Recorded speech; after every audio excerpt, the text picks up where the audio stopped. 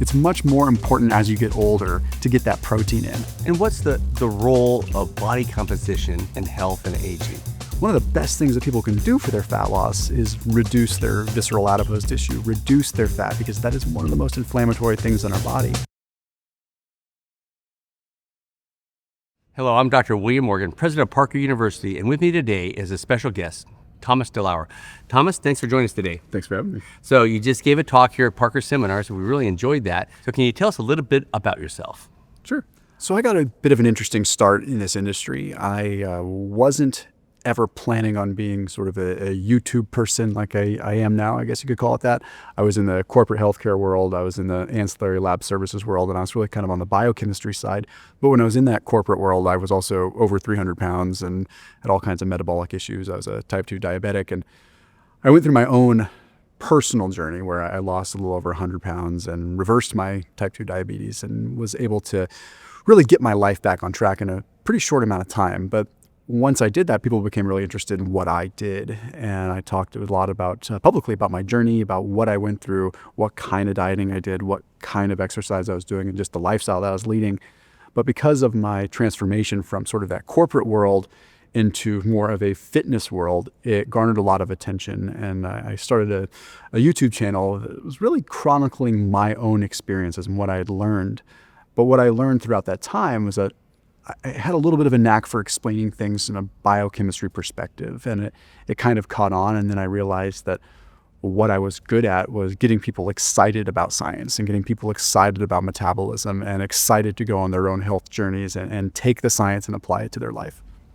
And you talk about a journey, and it is a journey. You talk about going keto, and then also intermittent fasting, and different things you do that have actually manipulated your mitochondria. And you, over the time, and through each phase of this, you've learned a lesson and altered your diet. Tell us a little bit about that journey. That's an important thing to note, because I think that sometimes people find one thing that works for them, and they may be a little bit afraid to let go of that one thing that works. And the one thing that I've really learned is that there's a season for everything.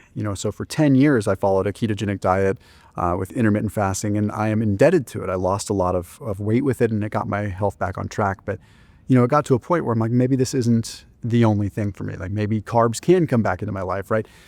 And with that, it allowed me to take the blinders off and look at all the scientific literature. And I think that my experience as sort of a health coach and an expert in the biochemistry field really flourished then when I was able to look at all sides of the equation and help a lot more people. So with that, I think people sometimes have to look at their journey as multiple journeys. It's not just one journey. It's a journey inside of a journey. And inside that journey, there's another journey. And I always encourage people to look at things from multiple different scales. What's happening today? What's happening this week? What's happening this month? And it's okay if things change. You don't have to attach to this one journey. It can be multiple. So inflammation is really big in aging. I know you have an interest in this. How can we mitigate inflammation as we age? Yeah, it's called damage-associated molecular patterns, which is a funny thing. And it's called DAMP, D-A-M-P. This is as we age. We have cellular breakdown, we have DNA breakdown, and these are all things that trigger the immune system to ultimately fight against itself, right? So you're ending up with this chronic inflammation where your body's kind of fighting with its own DNA and fighting with its own breakdown particles. And this can be very problematic because as you age, more of your cells kind of break down, you have more of this inflammation. So they want to do the things that are going to mitigate that inflammation the most, which can be things like maybe taking breaks from food or lowering insulin levels here and there so your body has an opportunity to tap into your fat stores and reduce inflammation that way.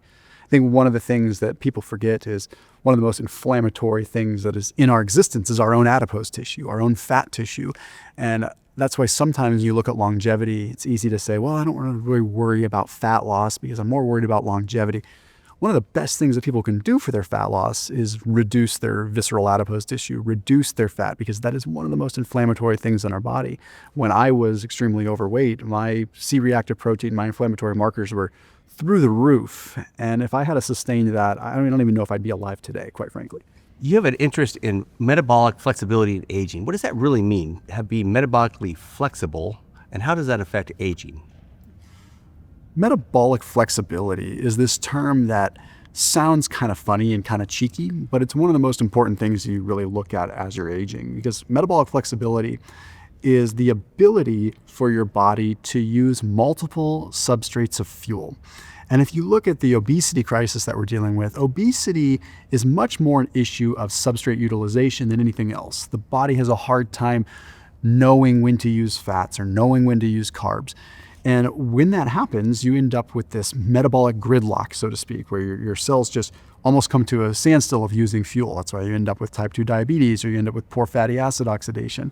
So when you're looking at it from an aging perspective, metabolic flexibility is conditioning your body to be efficient at using all sorts of fuel. It's everything that we want. It's all what we had when we were younger, but it tends to kind of degrade as we get older. We're just trying to restore it. You've come this journey that's taken you from being obese and diabetic to being healthy and fit.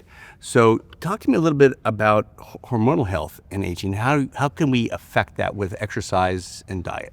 Hormonal health and aging is one of the most daunting things that people can really talk about, because it sometimes almost defies the laws of thermodynamics. It sometimes seems to defy all these things that we know to be critical with weight loss. You have people that have these hormonal changes as they get older, and suddenly the traditional exercise and dietary patterns they were following aren't working anymore, which tells us some serious things, that hormones have a tremendous influence.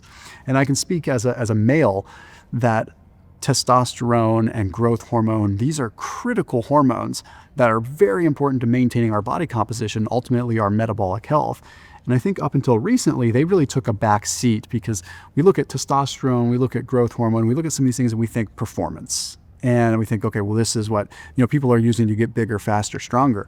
But we forget that these are also hormones that are responsible for men and women maintaining the muscle mass that gives them that vitality they need to really live a healthy life for a longer period of time. And what's the role of body composition in health and aging? The role of body composition when it comes down to health and aging is so much more important than people might give it credit for. It really comes down to inflammation at its core. The more body fat that you are holding, the more inflammatory cytokines you are releasing. And these things called adipokines, right? You have these molecules that are secreted by our fat that can influence how you feel. They can influence your joint health. They can influence all these things independent of just the extra weight that you have to carry from them.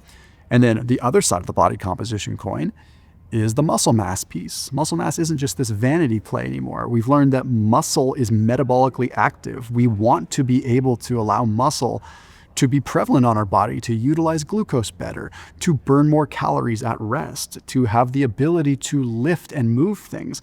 We may not think about it until we're older, but being able to lift a chair and move it out of the way, or be able to move quickly without fracturing something or rolling an ankle, becomes increasingly important. So maintaining that muscle mass while simultaneously having a lower level of adipose tissue is critical.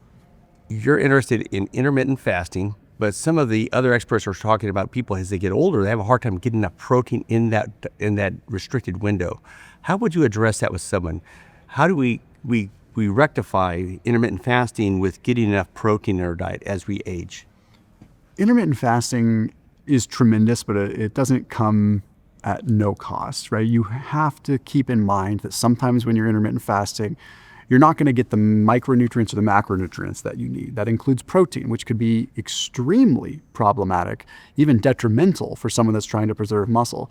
So I encourage people, when they look at intermittent fasting, to not look at it as a lifestyle, but look at it as a quick sort of acute, almost injunction, right? You're just throwing fasting in there occasionally as a way to reduce calories significantly every once in a while. So start treating fasting less in an intermittent fasting sense and more of a random sense. So for example, what I would recommend to someone that's maybe north of 50 years old is I might say, hey, eat your normal diet with a good amount of protein, but maybe 2 days a week, aggressively reduce calories and fast 2 days a week for maybe 18 hours, rather than doing the traditional 16-8 where people fast for 16 hours almost every day and just skip breakfast.